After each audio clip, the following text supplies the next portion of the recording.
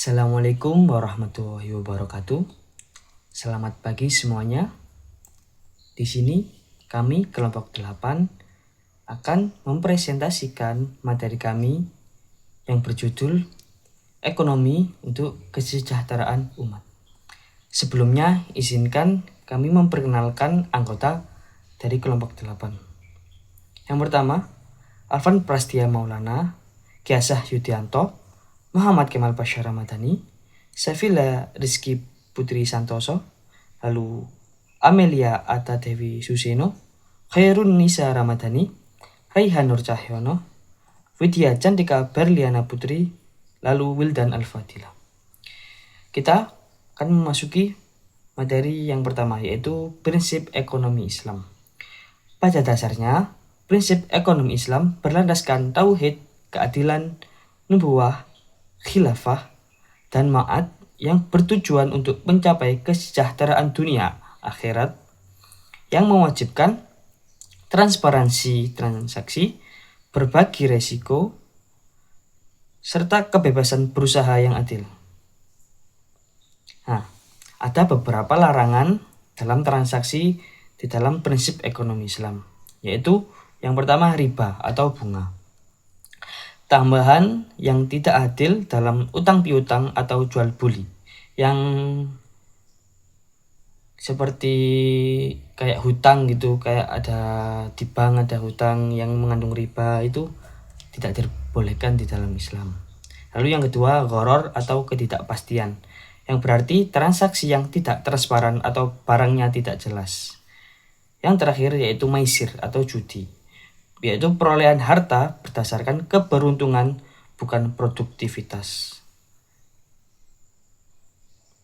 Ekonomi Islam juga menekankan tolong-menolong atau ta'awun, dan memastikan barang atau jasa diperjualbelikan halal serta bermanfaat. Jadi di dalam Islam sangat dilarang untuk melakukan kecurangan yang tadi saya sebutkan. Lanjut ke materi selanjutnya. Baik teman-teman, di sini saya akan melanjutkan pada materi B, yaitu respon Islam atas transaksi ekonomi modern. Terkait respon Islam terhadap transaksi ekonomi modern, sebaiknya terlebih dahulu kita pahami jenis transaksi keuangan dalam ekonomi Islam untuk mendasari penetapan hukum tersebut. Adapun jenis transaksi dan kerjasama dalam ekonomi Islam, yang pertama ada syirkah, kerjasama. Selanjutnya ada mudharabah atau bagi hasil. Yang selanjutnya ada murabahah, yaitu jual beli bersifat amanah. Dan juga ada transaksi kafalah atau dumanah, yaitu jaminan. Terkait dengan transaksi modern, aktivitas jual beli yang sering dilakukan masyarakat adalah jual beli online. Berikut yang akan kita bahas tentang apa itu hukum jual beli online menurut Islam. Sebelumnya kita terlebih dahulu harus mengetahui pengertian dari jual beli itu sendiri. Menurut bahasa, jual beli adalah pertukaran benda dengan benda lain. Sedangkan menurut Islam atau hukum fikih, jual beli memberi makna hak kepemilikan kepada orang lain dengan mengganti atas izin syariat, atau hak kepemilikan jasa yang diperbolehkan dengan ganti sejumlah uang atau barang berharga. Di sini, adapun jual beli online merupakan transaksi pembelian sebuah barang yang akan dilakukan pada media internet, tidak saling berhadapan langsung dengan pembeli sama yang berjualan. Barang yang dibeli itu di sana tidak terlihat secara nyata, hanya berupa foto dan deskripsi barang dan karakteristiknya. Dalam Islam, akad tersebut dimasukkan dalam akad salam. Islam mensyaratkan beberapa syarat sahnya jual beli, yang tanpanya jual beli dan kontrak menjadi rusak atau tidak sah. Di antara syarat-syaratnya, yang pertama, timbangannya yang jelas. Jadi harus diketahui dengan jelas barang yang jenis barang yang akan ditimbang atau yang akan diperjualbelikan.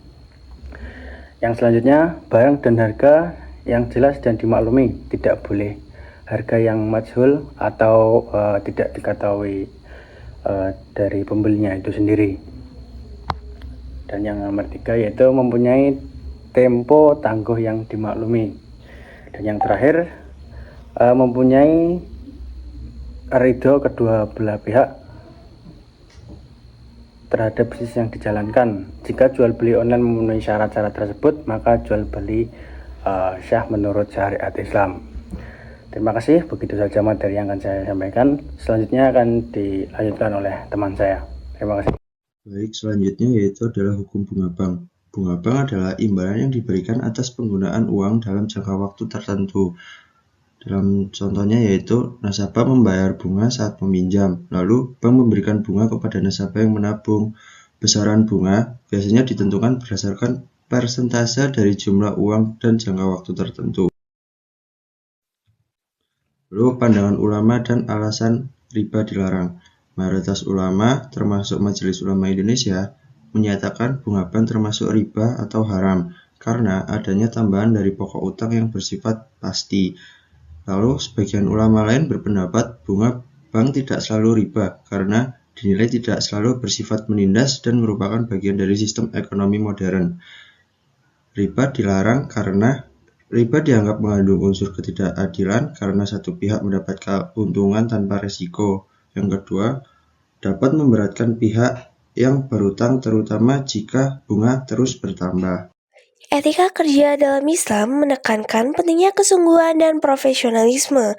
Rasulullah SAW bersabda bahwa Allah mencintai seseorang yang ketika ia bekerja, ia menyempurnakan pekerjaannya.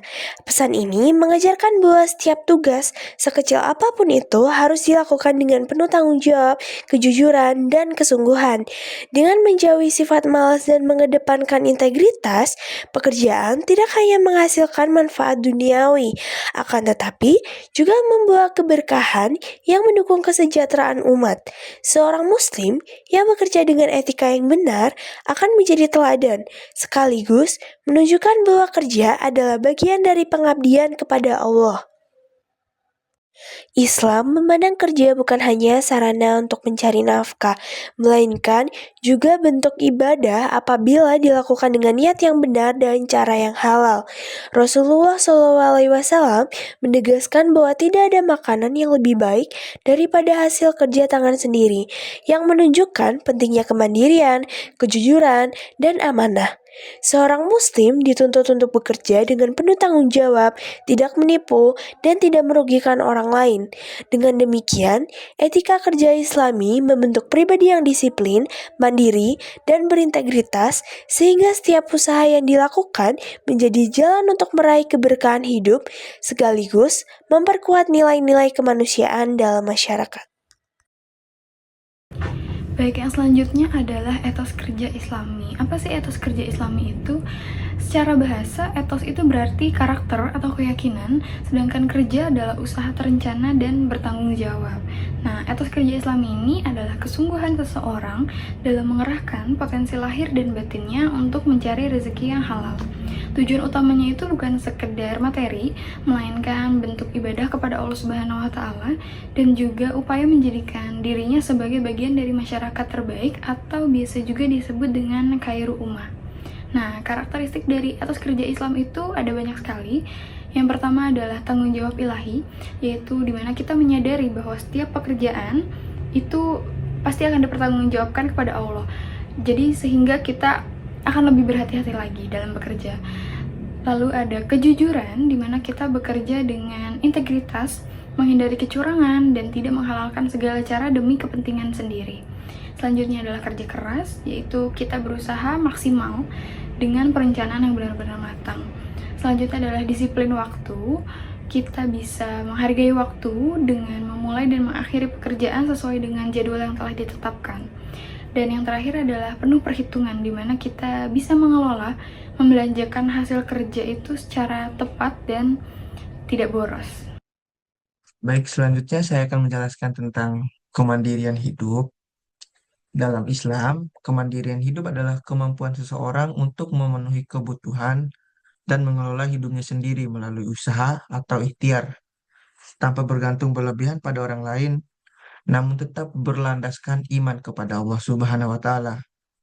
Islam mendorong umatnya untuk bekerja keras, bertanggung jawab, dan menjaga kehormatan diri, sekaligus menyadari bahwa hasil akhir itu akan tetap bergantung kepada Allah Subhanahu wa Ta'ala.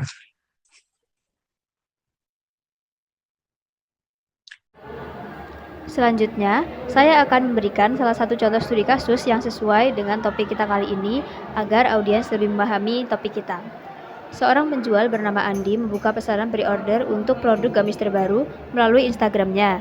Andi memajang foto produk yang diambil dari internet, namun ia sendiri belum memiliki stok barang tersebut. Ia mencantumkan harga Rp250.000 dengan estimasi pengiriman 14 hari setelah pembayaran. Seorang pembeli berminat dan langsung mentransfer uangnya. Namun, Andi hanya menuliskan deskripsi gamis bahan adem, ukurannya standar. Ketika barang sampai, ternyata warnanya jauh berbeda dengan foto, dan ukurannya terlalu kecil karena tidak ada detail sentimeter yang jelas. Dari salah satu contoh studi kasus yang diberikan oleh kelompok kami, selanjutnya kelompok kami akan menganalisis lebih lanjut lagi terkait topik ini. Selanjutnya ada analisis studi kasus. Berdasarkan kasus yang sudah dibahas sebelumnya, transaksi Andi memiliki beberapa titik kritis yang bisa merusak keabsahan jual beli dalam Islam. Yang pertama, ketidakjelasan barang atau gharar. Deskripsi bahan adem dan ukuran standar bersifat subjektif. Dalam Islam, barang yang dijual dengan akad salam harus memiliki ukuran, timbangan, dan kriteria yang jelas. Ketidakjelasan ini bisa menimbulkan kekecewaan pembeli apabila barang yang diterima tidak sesuai dengan apa yang dideskripsikan. Lalu yang kedua ada masalah foto produk.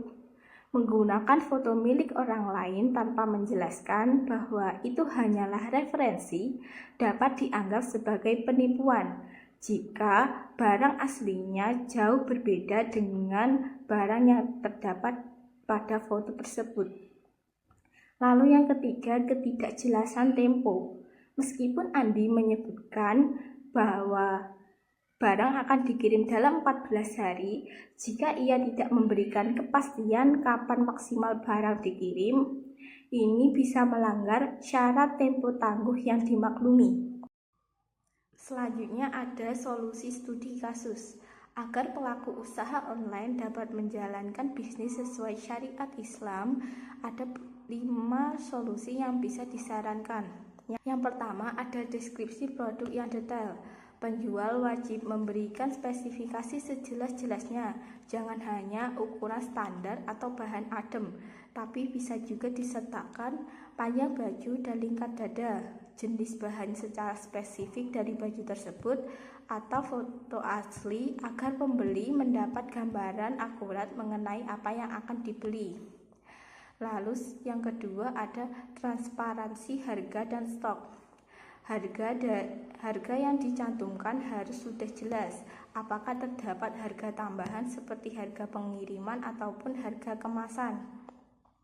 Lalu jika barang belum ada atau pre-order, sampaikan dengan jujur bahwa itu adalah akad salam atau pesan dulu lalu barang menyusul. Yang ketiga ada kepastian waktu pengiriman. Tentukan batas maksimal pengiriman secara tertulis. Misal, barang akan dikirim paling lambat 7 hari kerja setelah pembayaran. Hal ini untuk memenuhi syarat tempo tangguh yang dimaklumi. Yang keempat ada hak kiar atau pilihan.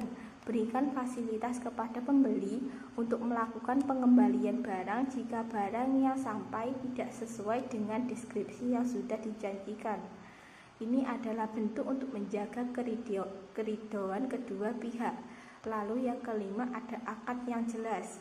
Pastikan di awal ada kesepakatan melalui konfirmasi check out ataupun pesan teks yang menyertakan bahwa pembeli setuju dengan harga, spesifikasi atau waktu tunggu yang sudah ditentukan.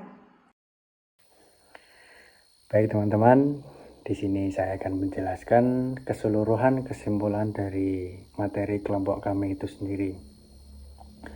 Baik, kesimpulannya adalah ekonomi Islam bertujuan mewujudkan kesejahteraan dunia dan akhirat dengan berlandaskan tauhid.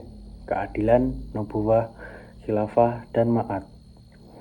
Prinsip utamanya adalah menghindari riba, gharar, dan masyir, serta menekankan kejujuran secara transparansi dan tolong-menolong dalam setiap transaksi. Dalam konteks ekonomi modern seperti jual beli online, Islam menuntut adanya kejelasan barang, serta harga dan lamanya waktu pengiriman, serta keriduan kedua belah pihak agar akad sah. Etika kerja Islam menekankan kerja sebagai ibadah dengan nilai amanah, tanggung jawab, kesungguhan, disiplin, dan kemandirian hidup. Studi kasus menunjukkan bahwa praktik jual beli yang tidak transparansi menimbulkan gharar dan tadlis, sehingga solusi syariat menekankan deskripsi akurat, kepastian waktu, transparansi harga, serta hak khiyar bagi pembeli. Dengan menerapkan prinsip-prinsip ini, ekonomi Islam tidak hanya menjaga keadilan dan keberkahan, tetapi juga mendukung kesejahteraan umat secara menyeluruh. Terima kasih materi dari kelompok kami yang dapat kami sampaikan. Kurang lebihnya kami memohon maaf. Terima kasih. Assalamualaikum warahmatullahi wabarakatuh.